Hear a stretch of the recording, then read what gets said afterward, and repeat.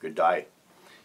Radio, fascinating history, the way it got developed here in Canada. Because of the very geography of our country, where the bulk of the population lives within a 100-kilometer band of the U.S. border, when radio first came about, Canadian citizens were listening to American stations because of the airwaves, and so it was very easy for someone in Toronto, even Ottawa, Montreal, here in Eastern Canada, to pick up the American signals. It became sort of a cultural obsession. A lot of people were getting worried that with all the time that we were spending listening to American programs, it would ultimately lead to sort of a social impact, discovering American values, sort of American perspective of the world, preferences and what have you. And the notion of cultural imperialism really got traction here because we were sort of the epitome of what this invasion of American content could mean here in a Canadian context.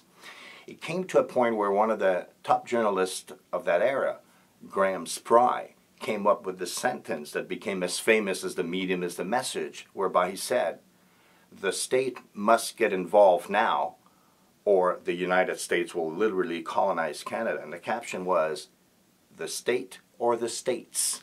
And that's a classic sentence in media. If you're to keep on studying communications with us, pay attention to this one, the state or the states. It became sort of the locomotive of the development of television, and the CBC came about, and that's what we're going to be examining. The historical aspect of radio is a fascinating story. We're also going to be looking at the differences between private radio stations and public radio stations, which are clearly two different animals. Looking at the way the CRTC regulates content on radio, sort of the quotas of Canadian music. And there's a difference between what the CRTC expects from an English language radio station and a French language radio station. We're going to be looking at the different numbers. And how do you determine that a song is Canadian?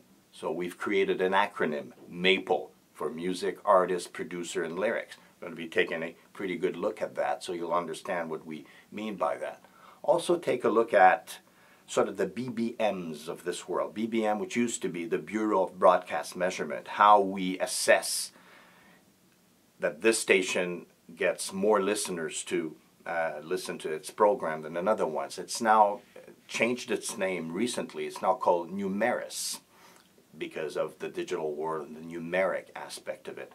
We're going to be taking a look at what do we mean by the reach of a station, a market share of a station. So all of these basic notions will become fairly common to you by the end of this module.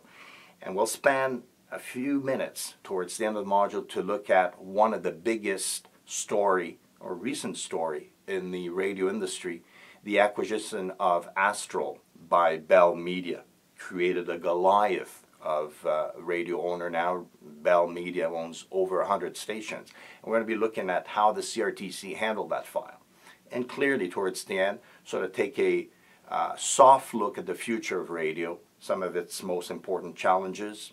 This should be a pretty fun-filled module. Hope you'll enjoy it.